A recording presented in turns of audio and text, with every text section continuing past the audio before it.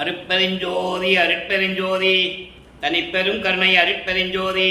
எல்லா உயிர்களும் இன்புற்று வாழ்க, வள்ளல் மலரடி வாழ்க வாழ்க, கொல்லா விரதம் குவளை எல்லாம் ஓங்குக, நல்லோர் நினைத்த நலம் பெறுக, நன்றி நினைத்த எல்லோரும் வாழ்க இசைந்து. உலக மக்களே, அறிவார்ந்த அன்பர்களே, ஆண்மநேய ஒருமைப்பாடுடைய அன்பர்களே, திருவெட்பாவிலிருந்து பிள்ளை பெருமானாருடைய திருவெட்பாவிலிருந்து அருட்பெருஞ்சோதி ஆண்டவருடைய திருவிளையாடலை பார்த்து கொண்டிருக்கிறோம்.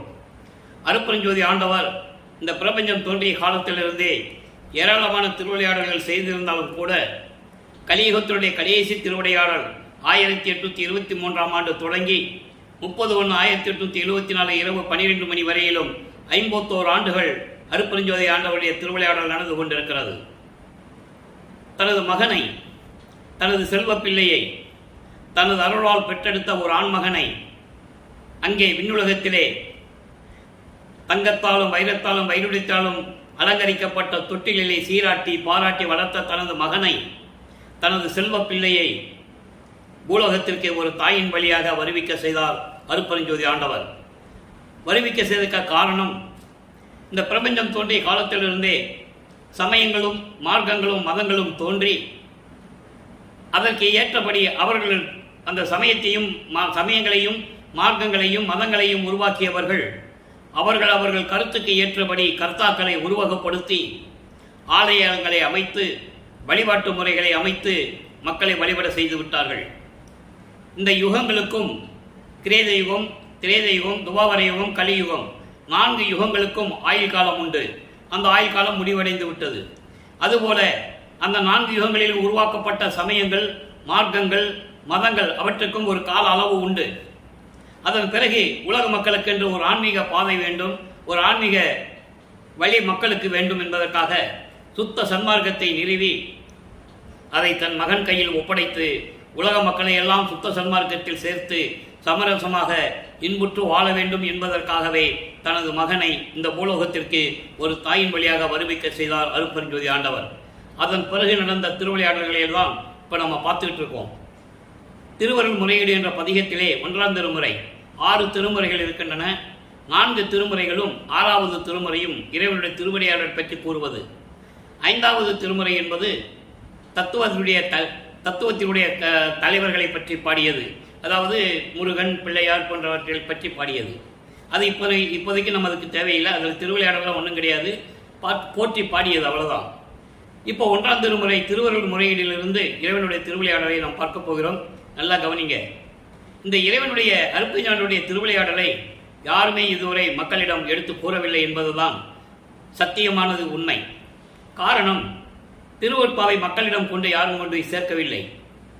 இந்த சமயங்களும் மார்க்கங்களும் மதங்களுடைய தலைவர்களை பற்றி கூறுகின்ற நூல்கள் எல்லாம் அவர்களுடைய திருவிளையாடல்களை பற்றியெல்லாம் கூறியிருக்கிறார்கள்.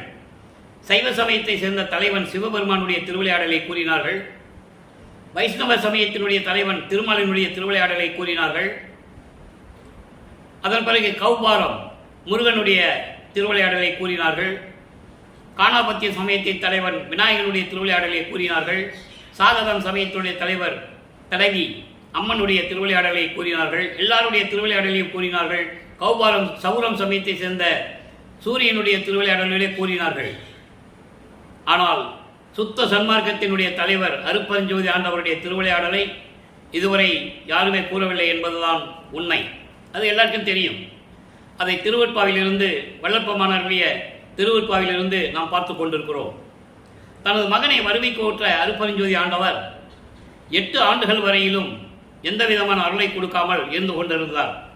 காரணம், தன் மகனை சமயங்களிலும் மதங்களிலும் மார்களில் ஈடுபட செய்து அதன் வழிமுறைகளிலே நடக்க செய்து அதன் பிறகு இதெல்லாம் தேவையில்லை என்று மக்களுக்கு சொல்ல வைத்து சுத்த சன்மார்க்கத்தை கொடுத்து இனிமேல் உலக மக்களுக்கு சுத்த சன்மார்க்கம் தான் தேவை, அவர்கள் எல்லாம் சமயங்களும் மதங்களும் மார்க்கங்கள் எல்லாம் ஒளிந்து விட்டன, ஆயுள் காலம் முடிந்து விட்டது என்று உலக மக்களுக்கு தெரிவிக்க வேண்டும் என்பதற்காகவே வள்ளற்பமானவர்கள் வருவிக்க விட்டார் என்பதை நாம் பார்த்து கொண்டிருக்கிறோம். இப்போ 1ஆம் திருமுறையிலே திருவருள் முறையிலே மொத்தம் 232 பாடல்கள். இதுவரை 146 பாடலுடைய விளக்கங்களை பார்த்திருக்கிறோம். இன்று 147வது பாடல். பாடலை நல்லா கவனிங்க. ஒவ்வொரு பாடலில் இருந்தும் ஒவ்வொரு திருமுறை பதிகத்திலிருந்தும் இறைவனுடைய திருவிளையாடல் தொடங்குகிறது. தனது மகனை எப்படியெல்லாம் ஆட்கொண்டார், 9வது ஆண்டிலே ஆட்கொள்ளுகிறார். இறைவன் வந்து ஆட்கொண்ட பிறகு இறைவனால் வறுமைக்கு உற்ற மகன் என்ற நிலை நமது பிள்ளை பெருமான் அவர்களுக்கு தெரிகிறது. இறைவன் ஆட்கொண்ட உடனே ஞானம் பிறக்கிறது. ஞானத்தை கொடுக்கிறார் அருட்பெருஞ்சாண்டவர், மெஞ்ஞானத்தை கொடுக்கவில்லை. முன்பருவம் பின்பருவம் காட்டி உனக்கு அருள்வேன் என்று சொல்லி மறைந்து விடுகிறார். ஆக அந்த சமயங்களும் மார்க்கங்களும் இந்த மதங்களும் சூழ்ந்திருந்த காலகட்டங்களில் நமது பிள்ளை பெருமான் அவர்களும் அந்த நெறிகளை பின்பற்றி கொண்டிருக்கிறார். அதிலிருந்து தான் இப்போ நம்ம பார்க்குறோம். கூத்துடையாய் என்னுடையாய் முத்தேவரும் கூறுகின்ற ஏத்து உடையாய் அன்பர் ஏத்து உடையாய் எந்தன் என்மை மொழி சாத்துடையாய் நின்றனக்கே பரம் என்னை தாங்குகிறதற்கோர் வேற்றுரையார் மற்றில்லை அருள் ஈது எந்தன் விண்ணப்பமே. முறையீடு என்பது விண்ணப்பம். இப்போ அந்த வகையில் இந்த பாடலில் என்ன கூறுகிறார் என்பதை விளக்கமாக பார்க்க போகிறோம். கூத்துடையாய், கூத்துடையாய் என்பது கூத்தாடுகின்றவன். சிவபெருமானை கூத்தாடி என்று சொல்லுவார்கள். அப்படி கூத்தாடுகின்ற இறைவன், என்னை வருவிக்க செய்த இறைவன், முத்தேவரும் கூறுகின்ற ஏத்துடையாய், பிரம்மனும் திருமாலும் ருத்திரனும் இந்த 3 தேவர்களும், நல்லா கவனிக்கணும், கடவுளர்கள் என்று சொல்ல மாட்டார், முத்தேவர் தான் சொல்லுவார். ஏன்னா அவர்களெல்லாம் இறைவனால் படைக்கப்பட்ட பதத்தலைவர்கள். அதனால் அவர்கள் 3 பேரும் சிவபெருமானை வணங்குகிறார்கள். இங்கே சிவபெருமானை வணங்குகிறார்கள் என்று சொல்லுவார். சுத்த சன்மார்க்கத்தை பெற்ற பிறகு அருட்பெருஞ்சோதி ஆண்டவர் தான் இறைவன் என்று சொல்லுவார். அந்த நிலையை தான் இன்னைக்கு நான் பார்க்க போகிறோம். அருட்பெருஞ்சாண்டவர் வேற, சிவபெருமான் வேற. இந்த சிவபெருமான், நடராஜன், தியாகராஜன், சொக்கநாதன் இவங்களாம் ஒரு குரூப்பு, ஒரே ஆள். அது பல பெயர்களை உடையவர்கள். ஆனால் அருட்பெருஞ்சாண்டவருக்கு ஒரே பெயர் தான், ஒரே இறைவன் தான் இந்த பிரபஞ்சத்திற்கு. அந்த நிலையை நம்ம இன்னைக்கு பார்க்க போகிறோம். நல்லா பார்த்துக்கிட்டே வாங்க, பார்க்கணும். அருட்பெருஞ்சாண்டவரை பற்றி யார் பேசுனது? யாருமே பேசலையே. அதனால் மக்கள் நீங்கள் பார்க்கணும், அவருடைய திருவிளையாடல் எப்படியெல்லாம் நடந்தது. தன் மகனை ஒரு தாயின் கருவறையில் வச்சு வெளியே கொண்டு வந்து எப்படியெல்லாம் ஆட்கொள்கிறார் என்பதை நீங்கள் கண்டிப்பாக பார்க்க வேண்டும். இப்போ அப்படிப்பட்ட இறைவன் அன்பர் ஏத்துடையாய், அடியார்கள் வணங்கக்கூடிய இறைவன், எந்தன் எண்ணெய் மொழி எண்ணெய் மொழி சாத்துடையாய், என்னுடைய சிறிய பாடல்களை எல்லாம் ஏற்றுக்கொண்ட இறைவன், நான் பாடிய சிறு பாடல்களை எல்லாம் ஏற்றுக்கொண்ட இறைவன், நான் என்னை காப்பது, என்னை காத்து அருளுவது உனது கடமை என்று சொல்லுகிறார். நிந்தனக்கே பரம், உனது கடமை.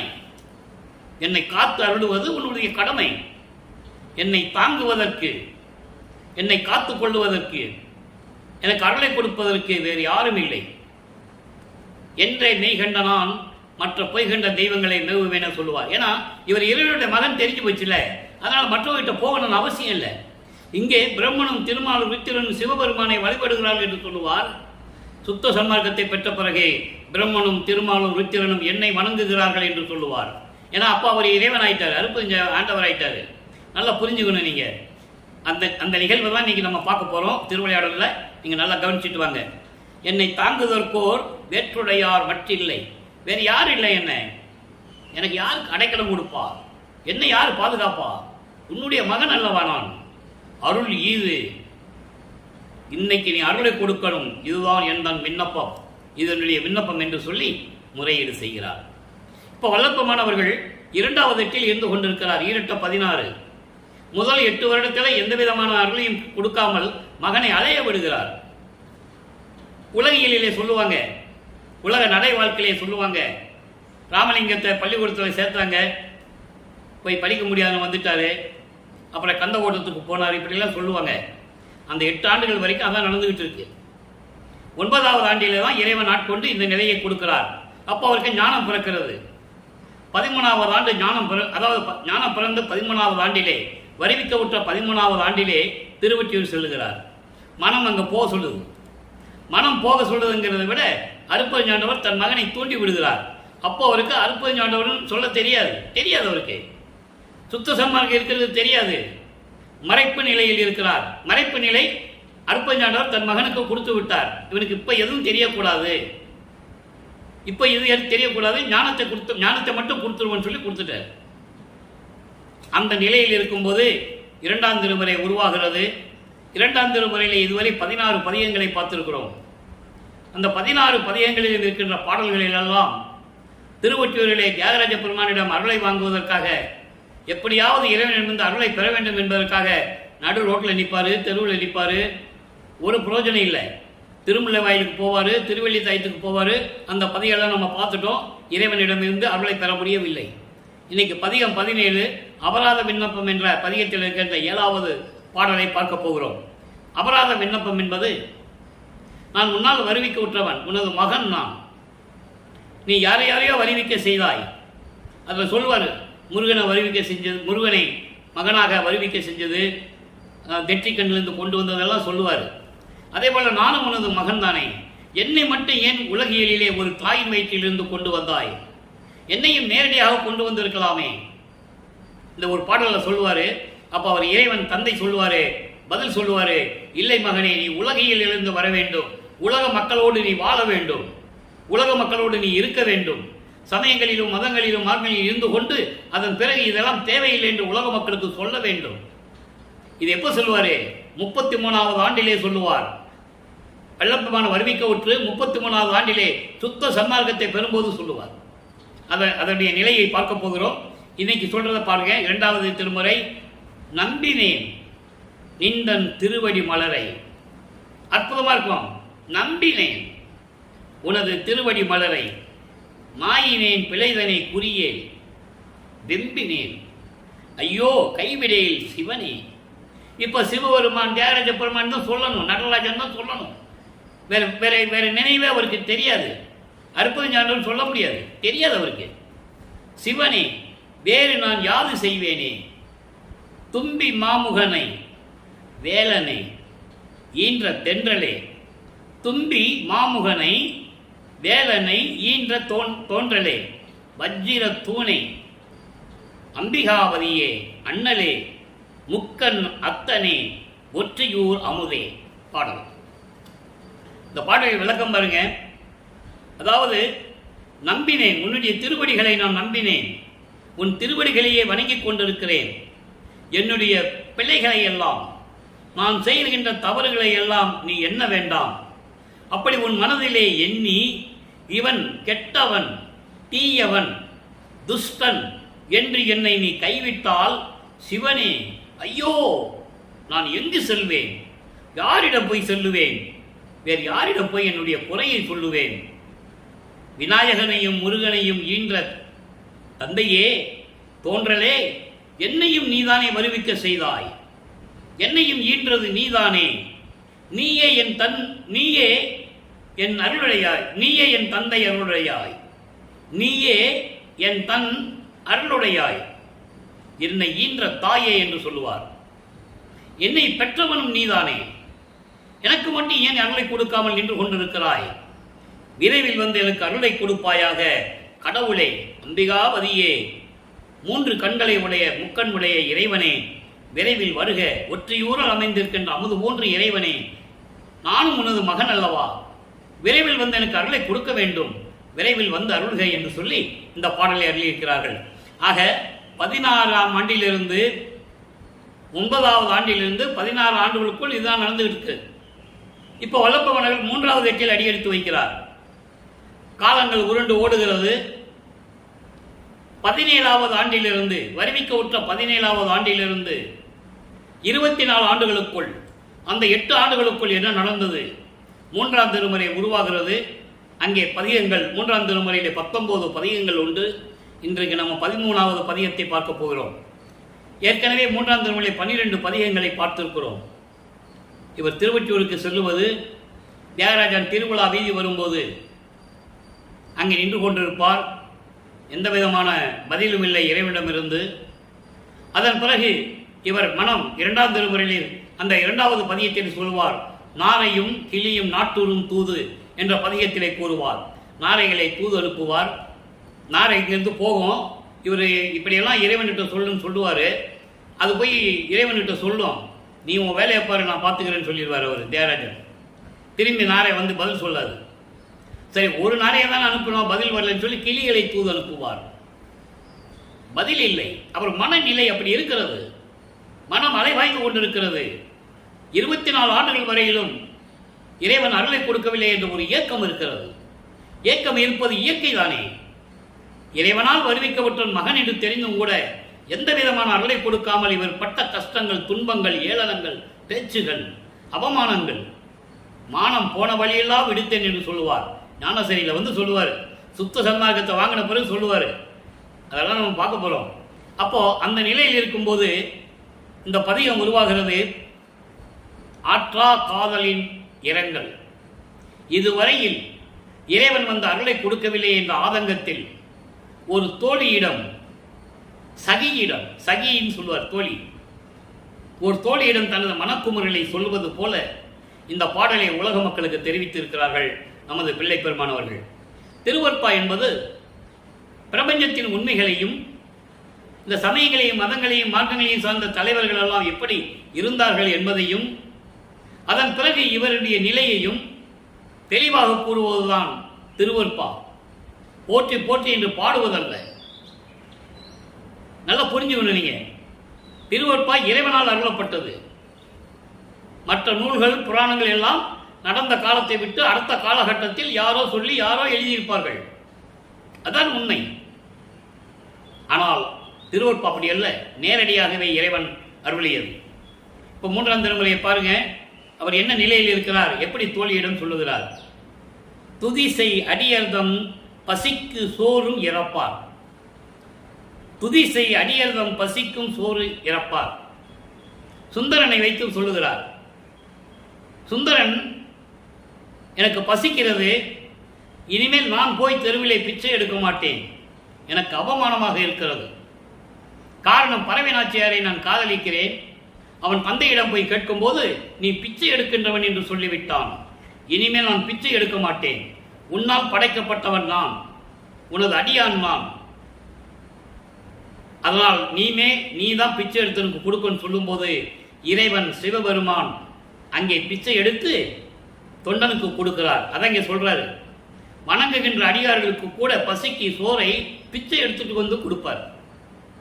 இன்தொண்டர் பசியார கச்சூரின் மனைதோறும் இலக்க நடை கொள்ளும் பதம்.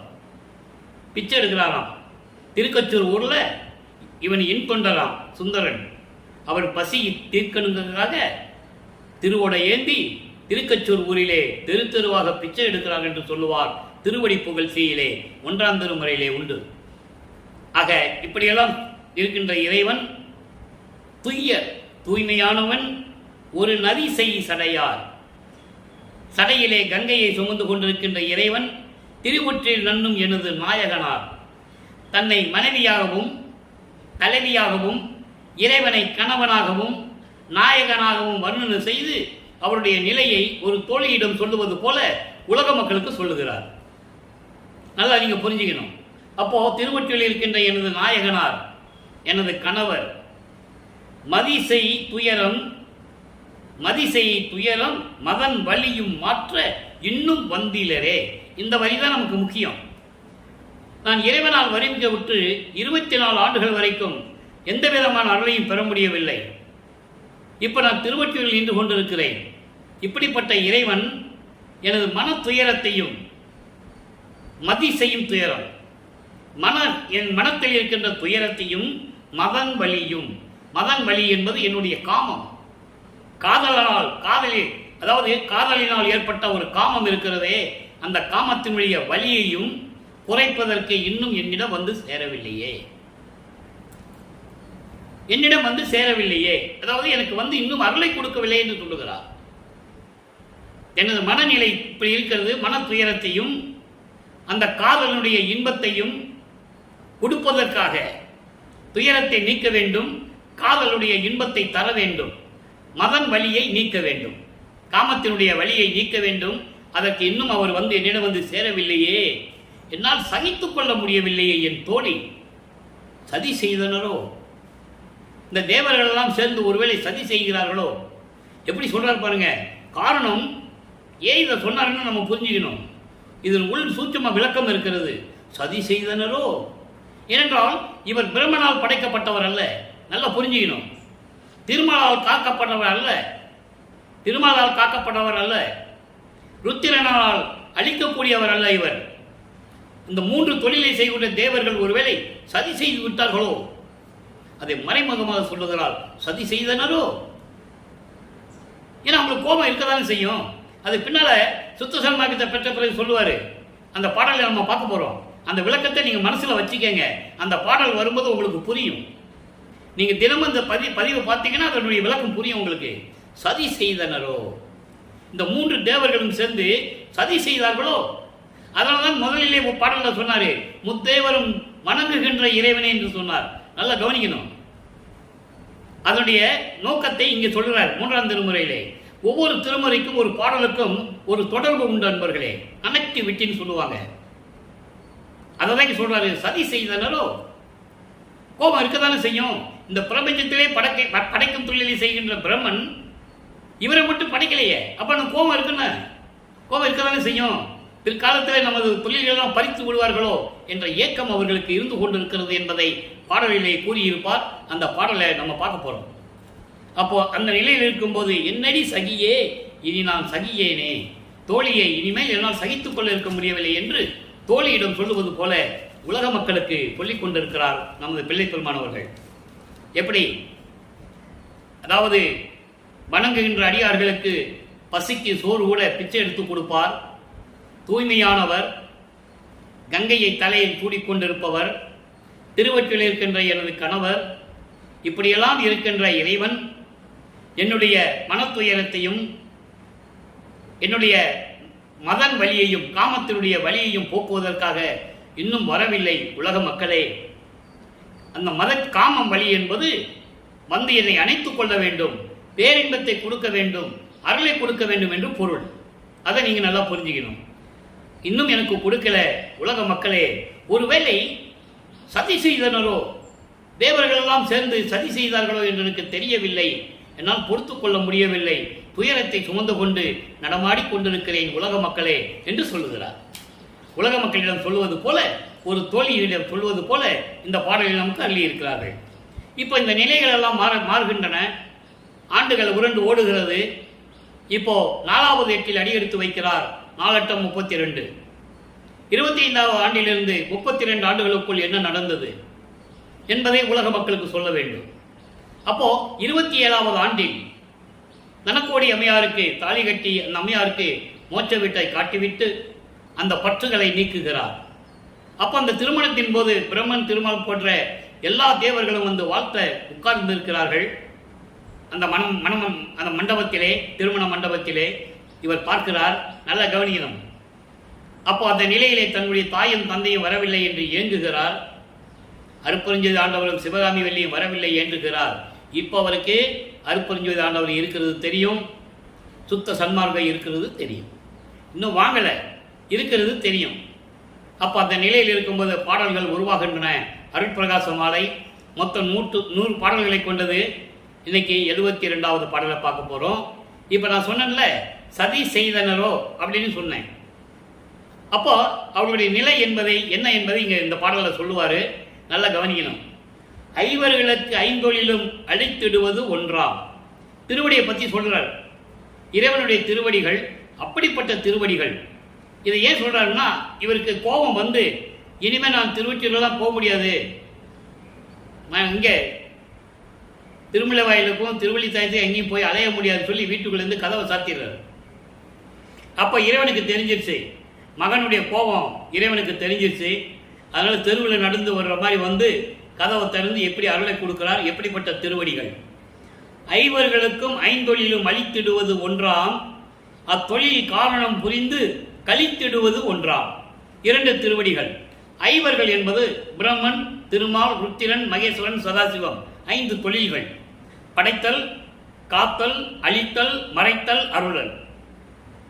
இந்த 5 தொழில்களையும் செய்கின்ற அவர்களுக்கு 5 தொழில்களையும் கொடுத்தது இறைவனுடைய ஒரு திருவடி என்று சொல்கிறார். மறையவன் செயல் உலக ஆக்கின்ற அதிகார வாழ்வை ஈந்தருளும் பதம். எங்கே? திருவடி புகழ்ச்சியிலே சொல்லுவார். மால் உலகு காக்கின்ற, அழகா சொல்லுவார். மண்ணை பெற்று அருளிக்கும் பதம் என்று சொல்லுவார். இப்படி ஒவ்வொருவருக்கும் அருளை கொடுத்தது அது ஒரு திருவடி என்று சொல்லுவார். ஐவர்களுக்கும் ஐந்தொழிலும் அளித்திடுவது ஒன்றாம், அத்தொழில் காரணம் புரிந்து அதனுடைய நோக்கங்களை புரிந்து செயலாற்றுகின்ற செயல்களை கொடுத்தது ஒரு திருவடி. ஆக இப்படிப்பட்ட ரெண்டு திருவடிகளும் தெய்வ நெறி என்று அறிஞர் புகழ்ந்து புகழ்ந்து ஏத்தும் திருவடிகள். தெய்வ நெறி என்று, அதாவது கடவுள் நெறி, கடவுள் சித்தம் என்று சொல்லுவார்கள். எல்லாம் கடவுள் செயல்பா. அப்படி அறிஞர்களெல்லாம் புகழ்ந்து புகழ்ந்து போற்றுகின்ற திருவடிகள் மிகவும் வருந்தும்படி தெருவிலை நடந்து, நான் ஏற்கனவே சொன்னது போல மக்களே, இது கதையாக சொல்லிட்டு போறதுக்கு இது கதை அல்ல, கற்பனை அல்ல. ஒவ்வொரு பாடலில் எப்படி சொன்னாருன்னா பாடலை சொல்லி தான் சொல்லணும். அந்த உண்மை மக்களுக்கு புரியணும், சந்தேகம் இல்லாமல் இதை ஏற்றுக்கொள்ளணும். அதனால தான் பாடலை சொல்லி விளக்கம் சொல்லி கொண்டிருக்கிறோம்.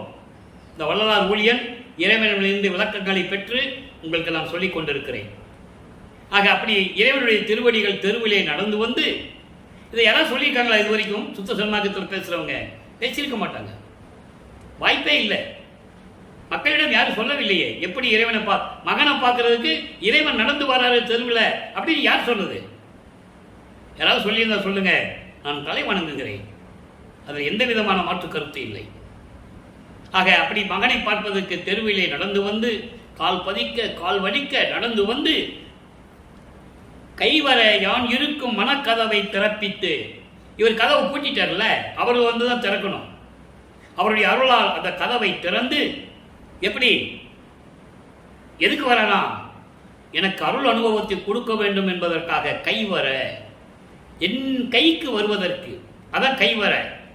அருள் அனுபவங்கள் எல்லாம் என் கைக்கு வருவதற்கு கொடுப்பதற்கு நான் இருக்கும் இடத்தை தேடி அந்த மனக்கதவை திறப்பித்து, தெருவிலே நடந்து வந்து மனக்கதவை திறப்பித்து கடித்து அங்கு என்னை அழைத்து கையில் ஒன்று கொடுத்தாய்.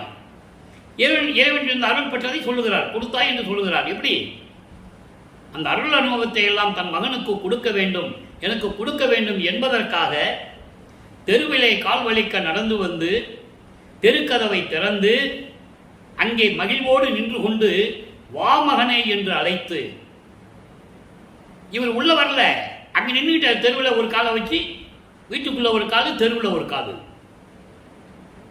இவர் ரெண்டு காலை எடுத்து உள்ள வந்துட்டாருன்னா இவர் கதவை பூட்டிடுவார், பிறகு அவர் வெளியே போக முடியாது. இதை ஒரு பாடலிலே சொல்லுவார், மனதிடம் சொல்லுவது போல ஒரு பாடலிலே சொல்லுவார். பாரு, என்னை வருவிக்க வச்சு தெருவில் நிற்க வச்சு அவன் வந்துகிட்டு இருக்கான். யார்கிட்ட சொல்லுவாரு? மனதிடம், உள்ளத்திடம் சொல்லுவார். தெருக்கதவை திறந்து உள்ள வருவாப்புல, வந்த உடனே பூட்டிடு, ஒரு தாப்பா போடாத, 2 தாப்பா போடும்பாரு. அது இறைவனுக்கு தெரியல. இவன் உள்ள போனா நம்மளை பூட்டிடுவான், நம்ம வெளியே வர முடியாது. அவன் அன்புக்கு கட்டுப்பட்டு உள்ளதான் இருக்கணும். இன்னும் ஆண்டுகள் இருக்கிறது. இந்த நிகழ்வு நடக்கும்போது வல்லப்பமானவர்கள் வருவிக்க விட்டு 32 ஆண்டுகள் தான் ஆகுது. இன்னும் 19 ஆண்டுகள் பாக்கி இருக்கு. இவன் மாட்டிக்கிட்டான்னா 19 ஆண்டுகள் எப்படி செயலாற்றுவது? அதனால அவர் சந்தேகப்பட்டு ஒரு காலை உள்ள வச்சு, ஒரு காலை வீட்டுக்குள்ள வச்சு, ஒரு காலை தெருவில் வச்சு வா மகனே என்று அழைப்பார். அப்போ இவருக்கு தெரிஞ்சு போச்சு, இவர் உள்ள வரமாட்டாருன்னு தெரிஞ்சு போச்சு. நல்லா புரிஞ்சுக்கணும் நீங்க. இவ்வளவு அற்புதமா இருக்கு பாடல்ல விளக்கங்கள். அப்படி அழைத்து கையில் ஒன்று கொடுத்தாய். ஒன்று என்பது அருள்கொடை. அது என்ன என்பது நம்ம பின்னால ஒவ்வொரு பாடல் வந்து பார்த்துட்டு இருக்கோம்.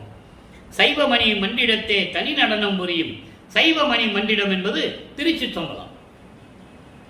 அதான் சைவமணி மண்டிடத்தே. சமயங்களும் மதங்களும் மார்க்கங்களும் சொன்னது சைவமணி மண்டிடம். ஆனால் சுத்த சன்மார்க்கத்து வந்த பிறகு வல்லப்பமான் சொன்னது திருச்சிற்றம்பலம். நல்லா புரிஞ்சுக்கணும் நீங்க.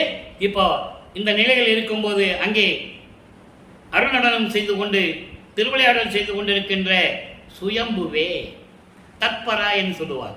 சுயமாக தோன்றிய இறைவன், ஒரு தாயின் வயிற்றில் முளைக்காத இறைவன் என்று சொல்லுவார்.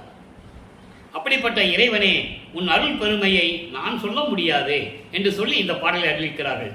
ஆக 24 ஆண்டுகள் வரைக்கும் அருளை கொடுக்காத இறைவன், இவர் கோபப்பட்டு வீட்டுக்குள்ள இருந்துகிட்டு கதவை தாப்பா போட்ட பிறகு, ஐயோ மகன் கோபமடைந்து விட்டான், இனிமேல் அவனை சோதிக்க கூடாது என்று சொல்லி தெருவிலை விண்ணுலகத்திலிருந்தே வந்து தெருவிலை நடந்து வர மாதிரி வந்து கால்வலிக்க நடந்து வந்து தன் மகனை அழைத்து ஒரு அருள்கொடையை கொடுக்கிறார். ஆக 32வது ஆண்டில் அவர் அருளை பெற்றுக் கொண்டார். அதன் பிறகு என்ன நடந்தது? அதை தான் இனிமே பார்க்க போறோம். அதாவது 33வது ஆண்டு தொடங்குகிறது. வருவிக்கவுற்று 33வது ஆண்டு தொடங்குகிறது. 33வது ஆண்டிலிருந்து 40 ஆண்டுகளுக்குள் என்ன நடந்தது? பற்றுகளை துறக்கிறார், உலக வாழ்க்கையை விட்டு விடுகிறார், சமயங்களையும் மதங்களையும் மார்க்கங்களையும் விட்டு விடுகிறார், திடீர் பூசுவதும் உத்தராட்சி மாலை போடுவதும் விட்டு விடுகிறார், கடுக்கானை கலட்டி இறைவனை கலட்டி விடுகிறார். இப்படியெல்லாம் நிறைய நிகழ்ச்சிகள்லாம் நடக்குது. ஆக இப்போ எந்த விதமான குறியீடுகள் இல்லாமல், சமயங்களிலும் மதங்களிலும் மார்க்கங்களிலும் இருக்கின்ற எந்த விதமான சங்கற்ப விகற்பங்கள் இல்லாமல் இவர் வெள்ளாடை அணிந்து கொண்டு சுத்த சிவஞான வழிக்கு சென்று கொண்டிருக்கிறார். தத்துவங்களை கடந்து அந்த விளக்கங்களை நம்ம ஏற்கனவே பார்த்துட்டோம். டெய்லி அந்த பாடல்கள் விளக்க சொன்னால் நமக்கு நேரம் பத்தாது. அதனால் சுருக்கமாக சொல்கிறேன். தத்துவங்களை கடந்து செல்லுகிறார், அந்தங்களை கடந்து செல்லுகிறார், சரி கிரிய யோகம் என்ற 12 நிலைகளை கடந்து விட்டார். பன்மார்க்கம் கடந்தேன் என்று சின்னம்பிடி, 12 மேல் என்று சின்னம்பிடி என்று சொல்லுவார். சுத்த சன்மார்க்கம் மார்க்கமே என்று சத்தியம் சொல்லுகின்றோம், சின்னம்பிடி என்று சொல்லுவார். அந்த 12 நிலைகளையும் கடந்து சென்று கொண்டிருக்கிறார். அங்கே தன் மகனை வரவேற்கிறார் அருட்பெருஞ்சோதி ஆண்டவர். வரவேற்று சத்தியஞான சபையிலே அமர வைத்து, அங்கதான் சத்தியஞான சபை இருக்கு. அதுக்காக தான் மக்கள் அங்கே போக முடியாதுன்றதுக்காக இங்கே சத்தியஞான நிறுவினார். அந்த விளக்கங்களை நம்ம பின்னால பார்க்க போறோம். இன்னும் அதுக்கு நம்ம வரல. அது 6வது எட்டில் நடக்கும். நம்ம அதுக்கு இன்னும் வரல. அப்போ அந்த நிலையில் இருக்கும்போது சத்தியஞான சபையிலே அமர்ந்து சிங்காசனத்திலே அமர வைத்து, தேவர்கள் அறிய, பல உலகங்கள் அறிய, இவனை என் மகன் நான் அங்கீகாரம் செய்கிறேன், இளவரசன் பட்டம் சூட்டி மணிமூடி சூட்டுகிறேன் என்று சொல்லி, பிற்காலத்தில் என் மகன் தான் இந்த பிரபஞ்சத்தை இயக்கப் போகிறான், சுத்த சன்மார்க்கத்தை அவனிடம் கொடுக்கிறேன் என்று சொல்லி எல்லாவற்றையும் பெற்றுக்கொண்டு பூலோகத்துக்கு வந்து விடுகிறார். அப்போ வரும்போது அவர் கருங்குழி என்ற கிராமத்திலே இருந்து கொண்டிருக்கிறார். அங்கேதான் தந்தையும் மகனுக்கும் உரையாடல் நடந்து கொண்டிருக்கிறது. அதை பாடல்களிலே பார்த்து கொண்டிருக்கிறோம். எப்படியெல்லாம் மகன் அழைக்கிறார், தந்தை வருகிறார், எப்படியெல்லாம் பேசிவிட்டு திரும்பவும் தந்தை விண்ணுலகத்துக்கு செல்லுகிறார் என்பதை ஒவ்வொரு பாடலிலிருந்து நாம் பார்த்து கொண்டிருக்கிறோம். 6ஆம் திருமுறை பதிகம் 37 அருள் விளக்கமாலை. இன்று 88வது பாடலை பார்க்க போகிறோம். நல்லா கவனிங்க. மகனிடம் என்ன சொல்லுகிறார்? இறைவன் மகனிடம் என்ன சொல்லுகிறார்? சமயங்களையும் மதங்களையும் மார்க்கங்களையும் விட்டு வந்து விட்டதனால் அதனுடைய விளக்கங்களை எல்லாம் மகனுக்கு எடுத்து கூறுகிறார். எப்படியெல்லாம் இந்த உலக மக்கள் பேசுவார்கள், எப்படியெல்லாம் உன்னை ஏமாற்றுவார்கள், நீ ஏமாறாதே என்று சொல்லி அந்த பாடலுடைய விளக்கங்களை கொடுத்திருக்கிறார்.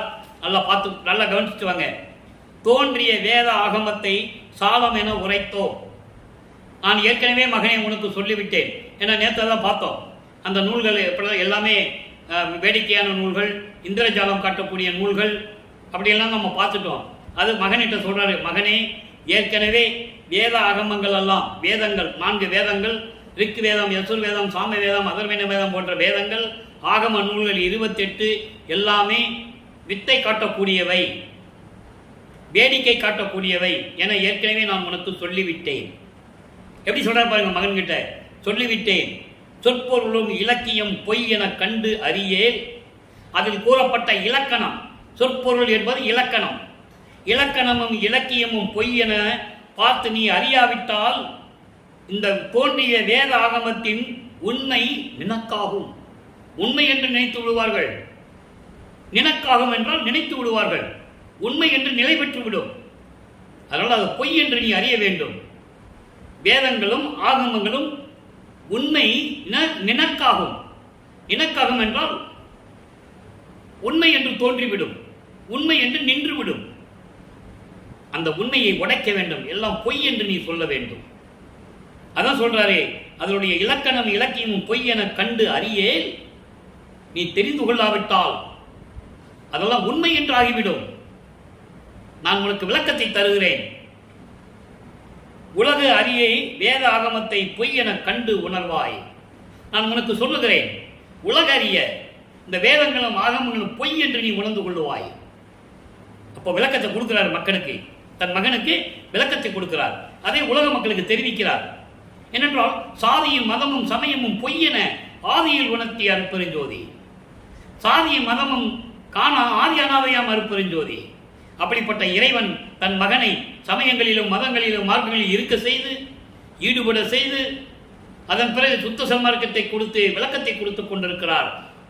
உலக மக்களே, இவர் சொல்லுகிறார், உலக அறிய எல்லா உலகங்களிலேயே தன் மகனுக்கு விளக்கத்தை கொடுத்துக் கொண்டிருக்கிறார் அருட்பெருஞ்சோதி ஆண்டவர்.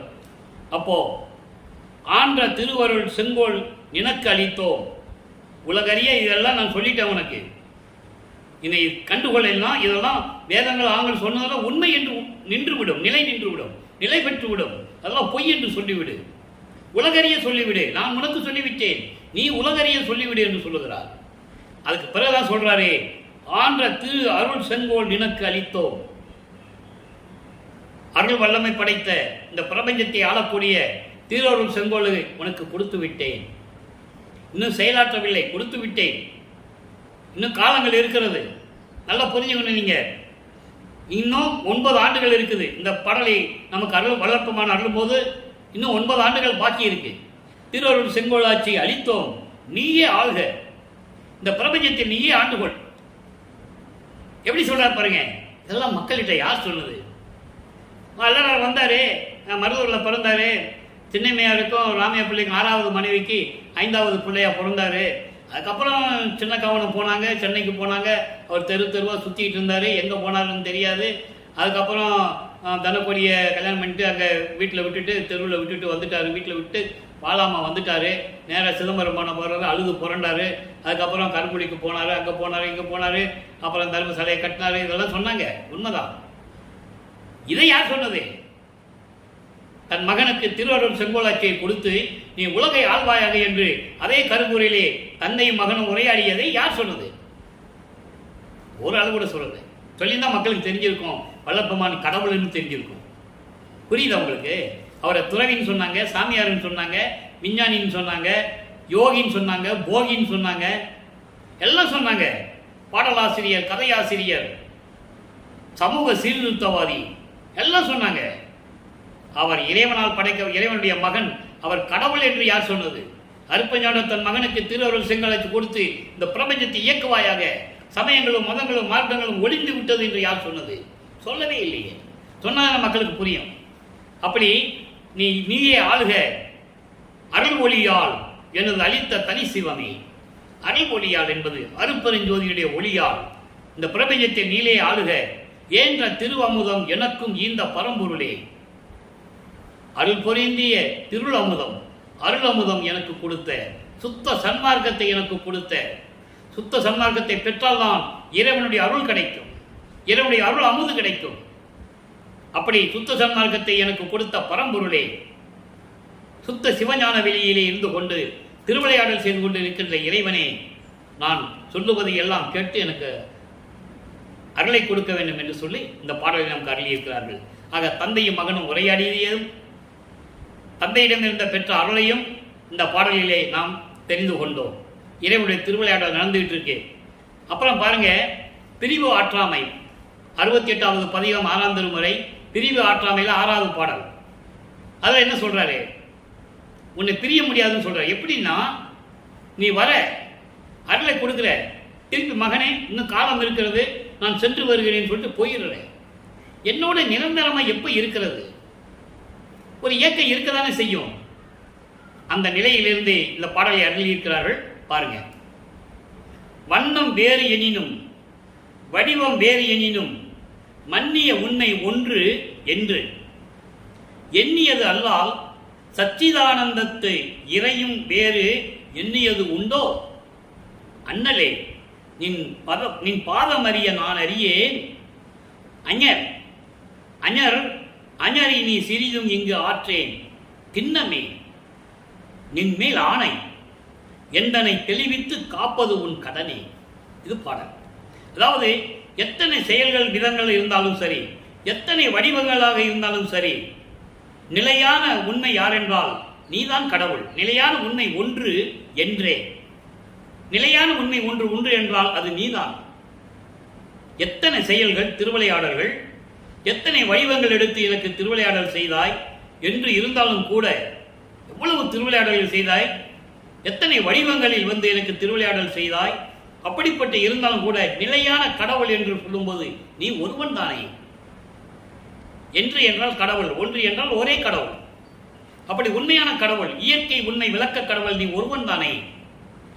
அப்படிதான் நான் எண்ணியதனை தவிர எண்ணியது அல்லால். நான் அப்படிதான் எண்ணினேன்.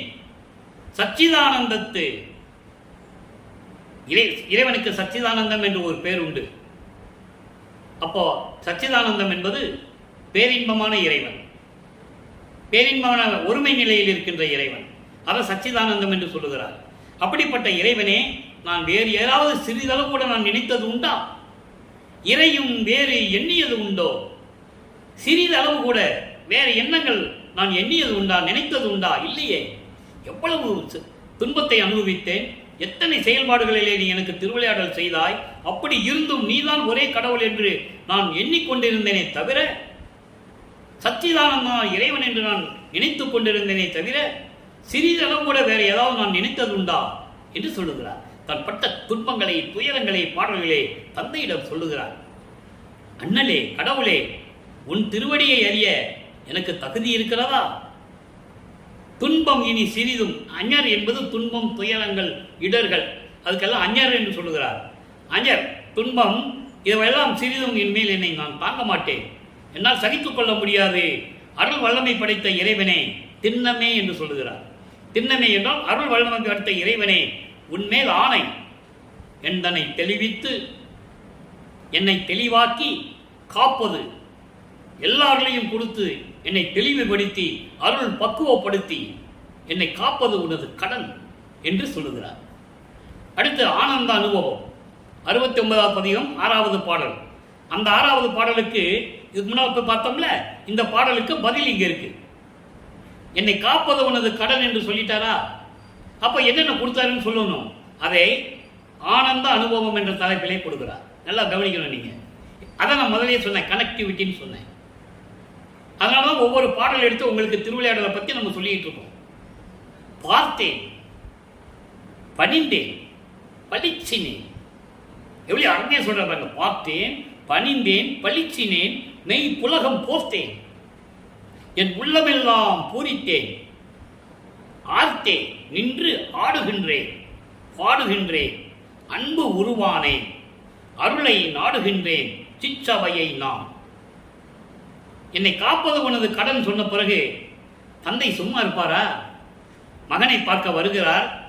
அதை பாடலில் உலக மக்களுக்கு தெரிவிக்கிறார். அதான் இந்த பாடல். நல்லா கவனிக்கணும். பார்த்தேன், எனது தந்தையை நான் பார்த்தேன், பணிந்தேன், வணங்கினேன். இவன் மகன் கூப்பிட்டோன்னு தந்தை வராரு. என் தந்தையை பார்த்தேன், வணங்கினேன், பளிச்சினேன், என் தந்தையோடு கலந்து கொண்டேன். என் தந்தை என்னை அணைத்துக் கொண்டார், கொஞ்சி மகிழ்ந்தார். அதான் பளிச்சினேன் பேர். பளிச்சினேன். நாங்கள் 2 பேரும் ஒன்றாக கலந்து விட்டோம். அந்த நிலையில் என்னை அணைத்துக் கொண்டு கொஞ்சி குழாவினார் எனது தந்தை. மெய் புலகம் போர்த்தேன், உடம்பு புல்லரித்தது. எப்படி சொல்றார் பாருங்க, உடம்பு சிலிர்த்தது. என் தந்தை என்னை அணைத்து கொஞ்சி குழாவும் போது என் உடம்பு சிலிர்த்தது. என் உள்ளமெல்லாம் பூரித்தேன், என் மனசெல்லாம் பரிபூர்ணமாக சந்தோஷமாக இருந்தேன். ஆர்த்தேன், நின்று ஆடுகிறேன், மகிழ்ந்து மகிழ்ந்து நின்று நான் ஆடுகின்றேன், பாடுகின்றேன், கூத்தாடுகின்றேன். சந்தோஷமா இருந்ததா? அவர் சந்தோஷத்தை சொல்றாரு. ஆடுகிறேன், பாடுகிறேன், கூத்தாடுகின்றேன், அன்பு உருவானேன், முத்தேகத்தை பெற்றவனாக மாறிவிட்டேன். தந்தையை கட்டி தழுவும் போது அவருடைய தேகம் எனக்கு வந்து விடுமே. முத்தேகத்தை நான் பெற்றுக்கொண்டேன், அருளை நாடுகின்றேன், சிற்றவையைத்தான். ஆக அவருடைய ஆனந்த அனுபவத்தை சொல்லிவிட்டார். அடுத்து அதனுடைய வாக்கியம் எப்படி இருந்தது? சிவ புண்ணிய பேர். சிவ என்பது இங்கே சிவம். சிவம் என்பது அருப்பெருஞ்சோதி. சிவன் வேறு, சிவம் வேறு என்பதை பல இடங்களில் நான் விளக்கம் கூறியிருக்கிறேன். சிவன் என்பது சைவ சமயத்தை சேர்ந்த தலைவனுடைய பெயர் சிவபெருமான். இங்கே சிவம் என்பது சுத்த சன்மார்க்கத்தினுடைய தலைவன் அருப்பெருஞ்சோதி ஆண்டவர். அதை நீங்க நல்லா புரிஞ்சுக்கணும். அதாவது கன்ஃபியூஸ் ஆகக்கூடாது, குழப்பமே வரக்கூடாது. சுத்த சன்மார்க்கத்தை பெற்ற பிறகு என்ன பாக்கியம் கிடைச்சதுன்னு சொல்றாரு பாருங்க. உலக மக்கள் எப்படியெல்லாம் தெரிஞ்சுக்கிட்டு இருக்காங்க, நான் எப்படி இருக்கிறேன்னு சொல்றாரு. நல்லா கவனிங்க. குளத்திலே, சமய குழியிலே, நரக குழியிலே, குமைந்து வீண் பொழுது நிலத்திலே போக்கி மயங்கி ஏமாந்து நின்றார் நிற்க, நான் உவந்து வளத்திலே நினது வசத்திலே நின்றேன். மகிழ்ந்து நீ என் உள்ளம் என்னும் அம்பலத்திலே நின்றாய். எனக்கு இது போதும், பண்ணிய தவம் பழித்ததே. எப்படி சொல்றார் பாருங்க. குலத்திலே ஜாதிகளிலும் மதங்களிலும் மார்க்கங்களிலும் பற்றுக்கொண்டு நரக குழியிலே, சாக்கடை என்று சொல்லுகிறார், குழி என்று சொல்லுகிறார். நீ நல்லா புரிஞ்சுக்கணும். உடைந்த சமய குழி நின்று எழுந்து உணர்வின் அழியா ஒரு நெறியாம் சன்மார்க்க திருநெறி பெற்று வந்தே. எங்க ஞானசரியில சொல்லுவார், சாதியும் மதமும் சமயமும் பொய்யே, அவற்றில் புகுதாதீர், சிவம் ஒன்றே பொருள் என கண்டறினேன். எங்கே ஞானசரியில சொல்லுவார், வெறுக்கும் சமய புலியில் விளைந்தேன், தன்னை விழாத வகை மறித்து ஒரு பேர் அறிவளித்த வள்ளல் கொடி என்று சொல்லுவார். எங்கே? கொடிப்பாட்டிலே. இங்கே சொல்லுகிறார், குலத்திலே ஜாதி, நீ இந்த குலம் அந்த குலம் சொல்லிட்டு இருக்கான். சமயத்திலையும் நரக புலியிலையும் மார்க்கங்களையும் விழுந்து வீணாக பொழுதை போக்கி சிக்கி சீரழிந்து அதில் மாட்டிக்கிட்டு நிலத்திலே, என்ன இந்த பூலோகத்திலே, இந்த உலகிலே மாட்டி மயங்கி மயங்கி ஏமாந்து நிற்கின்றவர்கள் நிற்க, அப்படியெல்லாம் நின்று கொண்டிருக்கிறார்கள் உலக மக்கள். அப்படி இருக்க நான் மட்டும் என்ன செய்தேன்? நான் உவந்து வளத்திலே, நான் மகிழ்ந்து தன்மையோடு உறுதியான நிலையில் நினது வசத்திலே நின்றேன். உன் வசம் நான் நின்றேன். அவங்களாம் அப்படி நின்றாங்க. என்னத்த பலனை கண்டாங்க? ஜாதியிலையும் மதங்களையும் சமயங்களிலும் மார்க்கங்களிலும் என்ன பலனை கண்டார்கள்? வீண் பொழுதை போக்கிக் கொண்டிருந்தார்கள். ஆனால் நான் மட்டும் உறுதியாக உன்னுடைய திருவடியை பற்றி கொண்டிருந்தேன். உன் வசம் இருந்தேன். நான் உன் வசத்திலே நான் நின்றேன். மகிழ்ந்து நீ என் உள்ளம் என்னும் அம்பலத்திலே நின்றாய். என் உள்ளம் என்னும் அம்பலத்திலே நீ நின்றாய். அப்படி என்ன சொல்றாரு? சுத்த சன்மார்க்கத்தில் இருக்கிறவனுக்கு இறைவனுடைய விரைவாக கிடைக்கும். அதான் அந்த மார்க்கம், தனி மார்க்கம். சமயங்களையும் மதங்களையும் மார்க்கங்களையும் சாராத ஒரு மார்க்கம், தனி மார்க்கம் இது. அங்கே இருந்துதான் வரணும்னு அவசியம் இல்லை. இப்படியே சொல்லி சொல்லி சொல்லி மக்களை ஏமாற்றி விட்டார்கள். வல்லப்பம்மன் அங்கே தான் இருந்தாரு, நீங்களே அங்கே இருந்துட்டு அப்புறம் வாங்க மெதுவாக வாங்கன்னு சொல்லுவாங்க. தவறு, உண்மைக்கு புறம்பானது. அவர் இருந்தாருன்னா, வல்லப்பம்மன் இருந்தாருன்னா, அவர் இருந்து அங்கே இறைவனுடைய திருவிளையாடல் நடந்தது இருந்து அது பொய்ன்னு சொல்லணும். பொய்ன்னு சொல்லிட்டாங்கல்ல, அப்படியே அதை மறுபடியும் பேசணும். நேரம் சுத்த சன்மார்க்கத்தானே வரணும். அதான் சொல்றேன். இப்படியெல்லாம் நரக குழியிலும் சமய குழியிலும் சாக்கடையில் விழுந்துட்டு இருக்கீங்களே, உடைந்த சமய குழி என்று சொல்லுவார், இங்கே நரக குழி என்று சொல்லுவார். அப்படியெல்லாம் வேண்டாம் உலக மக்களே, நேராக வாங்க, இறைவனுடைய அவர்களை பெற்றுக்கொள்ளுங்கள் என்று சொல்லுகிறார். எனக்கு இது போதும், பண்ணிய தவம் பழித்ததே. அவர் என்ன தவம் செஞ்சாரு? கடலுக்குள்ள போனாரா? மலைக்குள்ள காட்டுக்குள்ளெல்லாம் போனாரா? அதெல்லாம் கிடையாது. தவம் என்றால், சுத்த சன்மார்க்கத்தின் தவம் என்னென்றால், ஜோதியை பார்த்து அகல் விளக்கிலே ஒரு ஜோதியை ஏற்றி வைத்து முன்னால் அமர்ந்து கொண்டு மகாமந்திரத்தை சொல்லுவது, அதான் தவம். சாப்பிடும்போது சரி, தூங்கும்போது சரி, அதுக்கு முன்னால் மகாமந்திரத்தை சொல்லுவது, எந்த நேரமும் இறைவனை மனதில் நினைத்துக் கொண்டிருப்பது, இதுதான் சுத்த சன்மார்க்கத்தின் தவம். கண்ணை மூடி மணிக்கணக்கில் உட்கார்ந்துருக்கு தவம் இல்லை. அது சமயங்களிலும் மதங்களிலும் மார்க்கங்களில் இருக்கின்ற தவம். மரத்துக்கடியில் உட்கார்றது, குளத்துக்கடியில் உட்கார்றது, தண்ணியில் போய் உட்கார்றது, அதெல்லாம் அது வேற. இங்க அப்படி இல்லை. சுத்த சன்மார்க்கத்தின் தவம் எந்நேரமும் இறைவனை நினைத்துக் கொண்டிருப்பது, அதுதான். ஆக அது எனக்கு பழித்து விட்டது என்று சொல்லுகிறார். அடுத்த ஒரு நிலை பாருங்க. அந்தோபத்து என்ற பதிகத்திலே 71 பதிகத்திலே தான் பெற்றதையெல்லாம், எப்படியெல்லாம் துன்பப்பட்டார், அதன் பிறகு சுத்த சன்மார்க்கத்தை பெற்ற பிறகு என்னெல்லாம் பலனை பெற்றேன் உலக மக்களுக்கு சொல்றார். துன்பமெல்லாம் ஒரு கணத்தில் தொலைத்து, நான் சமயங்களிலும் மதங்களிலும் மார்க்கங்களில் ஈடுபட்டுக்கிட்டு இருந்த போது எனது துன்பங்களை எல்லாம் தொலைத்து எனக்கு அருளி எந்நாளும் சுகத்தில் ஓங்க, எந்த நாளும் பேரின்பத்தில் இருக்கும்படி அன்புடையான் அம்பலத்தான் அருட்ஜோதி எனக்கு அளித்தான். தெளிவா சொல்றாரா? மக்கள்கிட்ட யார் சொன்னது? சொல்லல. அதனால இறைவனுடைய திருவிளையாடல் யாருக்கும் தெரியல. இதுதானே உண்மை. ஆக நான் சமயங்களிலும் மதங்களிலும் மார்க்கங்களிலும் 32 ஆண்டுகள் இருந்த போது நான் எனக்கு அடைந்த துன்பங்களை எல்லாம், நான் பட்ட துயரங்கள், துன்பங்கள், இடர்கள், அச்சங்கள், அவமானங்கள் எல்லாவற்றையும் நீக்கி எந்த நாளும் எல்லா உலகங்கள் இருக்கின்ற வரை, இந்த பிரபஞ்சம் இருக்கின்ற வரைக்கும் எனக்கு பேரின்பத்தை கொடுத்து என்னுடைய அன்புடையான் அருப்பெருஞ்சோதியை கொடுத்தான். அதோடு மட்டுமா, பந்தமெல்லாம் தவிர்த்து, நல்லா கவனிக்கணும், பந்தமெல்லாம் தவிர்த்து அருளி பதம் தரும் யோகலம் முதல் யோகாந்தம் முதல் பகலான் என்ற அந்தமெல்லாம் கடந்திட செய்து. நான் முதலே சொன்னேன் சுத்த சன்மார்க்கத்தை வாங்கறதுக்கு எப்படி போறாருன்னு. அதை சொல்றேன், மக்களுக்கு தெரியணும்ல. தத்துவங்களை கடந்தது அருப்பெருஞ்சோதி அகவல்ல சொல்லிடுவார், அட்டகத்திலையும் சொல்லிடுவார். ஏறா நிலை மீசை ஏற்றி எந்தனக்கு ஆறாறு காட்டிய அருப்பெருஞ்சோதி. அதுக்கப்புறம் ஏறா நிலை மீசை ஏற்றி எந்தனை ஈண்டு ஆறாறு கடத்திய அருப்பெருஞ்சோதி. எங்க அகவல்ல சொல்லுவார், அட்டகத்தில் சொல்லுவார். 7வது பாட்டில் தத்துவங்களை தனித்தனியாக கடந்தேன், தத்துவாதீன நிலையில் சித்தியல் முழுதும் தெரிந்தேன், அவை மேல் சிவநிலை தெரிந்திட சென்றேன். யார் சொன்னது? பாட்டை படிச்சாங்கல்ல. 200 வருஷமாச்சு வல்லவ வருவிக்க விட்டு. அவர் ஆண்டவராகி 152 ஆண்டுகள் முடிந்து விட்டது. யார் சொன்னது? யாருமே சொல்லலையே. அகவல் படின்னு சொன்னாங்க, அது இருக்கிற விளக்கத்தை சொன்னாங்களா மக்கள்கிட்ட? அவர் இப்படியெல்லாம் கடந்து போனாரு சொல்லலையே. அந்தங்களை கடந்தது இப்போ சொன்னாங்களா? இல்லை. இவர் சொல்றாரு கலாந்தம், யோகாந்தம், நாதாந்தம், சித்தாந்தம், வேதாந்தம், போதாந்தம், இந்த 6 அந்தங்களையும் கடக்க வைத்து கடத்திட செய்து அருளமுதம் என கழித்தான். ஆக பந்தங்களை அறுக்க சொல்லி உலக விடயங்களை, மண்ணாசை, பெண்ணாசை, பொன்னாசைகளை கடக்க விட்டு எல்லா ஆசைகளையும் நீக்கி யோகாந்தம் முதல் 6 அந்தங்களையும் கடக்க செய்து எனக்கு அருளமுதம் அளித்தான் அருப்பெருஞ்சோதி. சொல்லிட்டாரா? இப்ப எல்லா நிலையும் சொல்லிட்டாரு.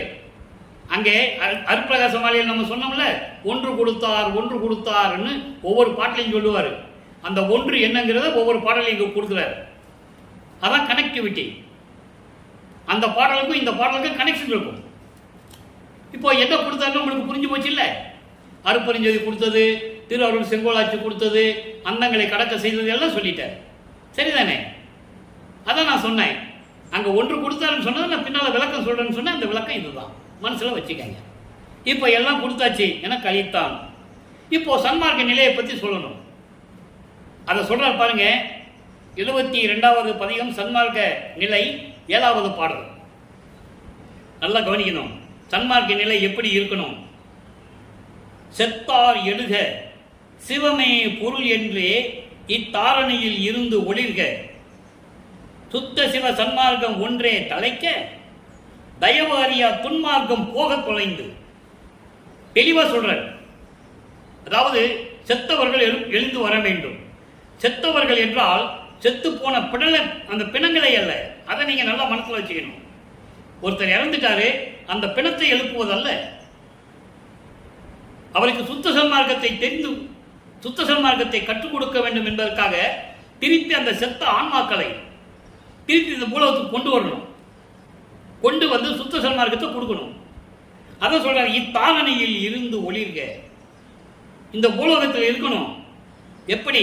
சிவமே பொருள் என்றே, அருப்பெருஞ்சோதி ஆண்டவர் தான் கடவுள் என்று இறந்தவர்களை திருப்பி கொண்டு வந்து இந்த உலகிலே சிறந்து விளங்க வேண்டும். அதான் அங்க சொல்லுவாரு, அகத்தை கருத்து புறத்தை வெளுத்திருந்த உலக அனைவரையும் சகத்தை திருத்தி சன்மார்க்கத்தை அடைவித்திட அவரும் இகத்தை பரத்தையெல்லாம் பெற்று மகிழ்ந்திடுவதற்கென்றே. அதை இங்க சொல்றாரு, இத்தாரணியில் ஒளிர வேண்டும். அதான் சுத்த சன்மார்க்க நிலை. எல்லாரும் சுத்த சன்மார்க்கத்தை பெற வேண்டும். சுத்த சன்மார்க்கம் தெரியாதவங்க இறந்து போயிருப்பாங்க, அவங்களை திருப்பி கொண்டுடணும். அதே உருவத்தில் அல்ல, ஏதோ ஒரு உருவத்தில் அந்த ஆன்மாவை ஒரு உருவம் கொடுத்து அங்கே கொண்டு வரணும். அதான் செத்தவர்களை எழுப்புவது. அவங்களை கொண்டு வந்து சுத்த சன்மார்க்கத்தை கொடுத்து சுத்த சிவ சன்மார்க்கம் ஒன்றே தலைக்க. அது ஒன்றுதான் இந்த பிரபஞ்சத்தில் இருக்கணும். அதுபோல தயவு அறியாத துன்மார்க்கம் போக தொலைந்து, தயவே இல்லாத, கருணையே இல்லாத துன்மார்க்கமான இந்த சமயங்கள், மார்க்கங்கள், இந்த மதங்கள் எல்லாம் போக தொலைந்து ஒழிய வேண்டும். அவங்களுக்கு கருணை இருக்காது, தயவு இருக்காது.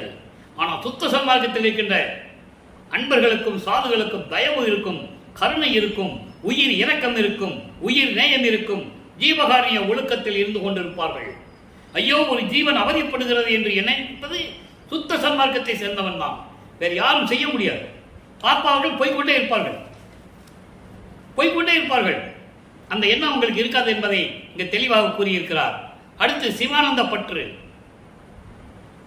3வது பாடல். சிற்றவை அப்பனை கண்டுகொண்டேன், அருள் தெல்லமுதம் சச்சவை உள்ளம் தலைக்க உண்டே உண்மை. தான் அறிந்த நற்சபையை சித்திகள் எல்லாம் என் கைவசம் நன்ன பெற்றேன். அந்த பாக்கியத்தை சொல்றாரு. பொச்சவை ஓங்க புரிந்து ஆடுதற்கு புகுந்து நேனே. நான் சிற்றவை, அதாவது பொச்சவைக்குள்ள போய் நான் திருவிளையாடல் செய்வதற்கு, அருளாட்சி செய்வதற்கு நான் உள்ளே புகுந்து விட்டேன் என்று சொல்லுகிறார். நல்லா கவனிக்கணும். சிற்றவை அப்பனை நான் கண்டுகொண்டேன், அருப்பெருஞ்சோதியை நான் கண்டுகொண்டேன், அருள் தெல்லமுதம் உண்டேன், சச்சவை உள்ளம் தலைக்க உண்டேன். சுத்த சன்மார்க்க சாதுக்களை, சுத்த சன்மார்க்க சாதுக்களுக்கு உள்ளம் தலைக்கும்படி, அவர்கள் உள்ளம் மகிழும்படி நான் எல்லாவற்றையும், எல்லா அருளமதத்தையும் நான் உண்டேன். இதுதான் உண்மை. தான் அறிந்த இறைவன், தெரிந்து கொண்ட இறைவன் வசம் இருந்த எல்லா சித்திகளெல்லாம் என் கைவசம் பெற்றுக்கொண்டேன். அப்படின்னு என்ன அர்த்தம்? இறைவனாகிவிட்டேன். என் தந்தையிடமிருந்து எல்லா சித்துகளையும் நான் பெற்றுக்கொண்டேன். நான் பொற்சபையில் இருந்து கொண்டு நான் திருவிளையாடல் செய்து கொண்டு பிரபஞ்சத்தை இயக்குவதற்காக நான் சென்று கொண்டிருக்கிறேன். தெளிவாக சொல்றார். இறுதியாக அன்பர்களே, நற்றாய் கூறல் என்ற ஒரு பதிகம், 75வது பதிகம், 3வது பாடல். இந்த பாடல் எப்படின்னா, தன்னுடைய மகளுடைய நிலையை ஒரு தாய் கூறுவது போல, அதாவது தான் பெற்ற இறைவனிடமிருந்து பெற்ற வரங்களை உலக மக்களுக்கு தெரிவிக்கிறார் வள்ளற்பெருமான். அதான் அந்த பாடலுடைய மைய கருத்து. ஒரு தாய் தன்னுடைய மகளை பற்றி பூரித்து சொல்லுகிறார். அப்போ இறைவனிடமிருந்து பெற்ற வரங்களை இவர் பூரித்து மகிழ்ந்து உலக மக்களுக்கு தெரிவிக்கிறார். நல்லா பாருங்க. அஞ்சல் என்று என்னை இத்தருணம் நீ வந்தே அன்பினால் அனைத்து அருள் என்றாள். இவர் இறைவனை சொல்றாரு, அஞ்சாதே மகனே என்று இந்த நேரத்தில் நீ வந்து என்னை அன்பினால் அனைத்து அருளை தர வேண்டும் என்று சொல்லுகிறார். அதை ஒரு தாய் ஒரு மகளிடம் சொல்லுவது போல சொல்லுகிறார். வேற ஒன்றும் இல்லை. தன் மகளை பற்றி ஒரு தாய் சொல்லுவது போல சொல்லுகிறார். நீங்கள் எந்த விதமான குழப்பம் அடைய வேண்டாம். இந்த 2 வரிக்கு விளக்கம் என்னவென்றால், அஞ்சாதே மகனே என்று சொல்லி இந்த நேரத்தில் என்னை வந்து அரவழைத்து எல்லா அருளையும் எனக்கு நீ கொடுக்க வேண்டும் என்று சொல்லுகிறார். பஞ்சு போல் பறந்தேன், ஐயவோ துன்பம் பட முடியாது எனக்கு என்றார். நான் சமயங்களிலும் மதங்களிலும் மார்க்கங்களில் இருக்கும்போது பஞ்சு போல பறந்து கொண்டு எல்லா துன்பங்களையும் துயரங்களையும் அனுபவித்துக் கொண்டிருந்தேன். இனிமேல் பட முடியாது என் தந்தையே, விரைவில் வந்து அருள வேண்டும் என்று சொல்லுகிறார். அதை ஒரு தாய் மகள் சொல்லுவது போல சொல்லுகிறார். நல்லா புரிஞ்சுக்கணும். அடுத்து பாருங்க. செஞ்சவே என்று கருத்து எல்லாம் உனது திருவுள்ளம் அறியுமே என்றார். செஞ்சவை என்பது எனது உள்ளத்தில் இருப்பது. நான் என் உள்ளத்தில் என்ன நினைத்துக் கொண்டிருக்கிறேன், என் உள்ளத்தில் இருப்பது எல்லாம் உனக்கு தெரியும். எப்படியெல்லாம் நான் நினைத்தேனோ அப்படியெல்லாம் நீ எனக்கு அருளை கொடுக்க வேண்டும் என்று சொல்லுகிறார். இதை 46வது பதிகம் அருள் ஜோதி நிலை என்ற பதிகத்திலே 6வது வரியிலே சொல்லுவார். எண்ணிய நாம் எண்ணியபடி எனக்கு அருளும் தெய்வம்.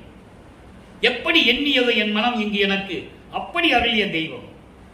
எப்படி விளைந்தது என் மனம் எனக்கு அப்படி அருளிய தெய்வம் அருட்பெருஞ்சோதி என்று சொல்லுவார். அது அகவலிலே சொல்லுவார்.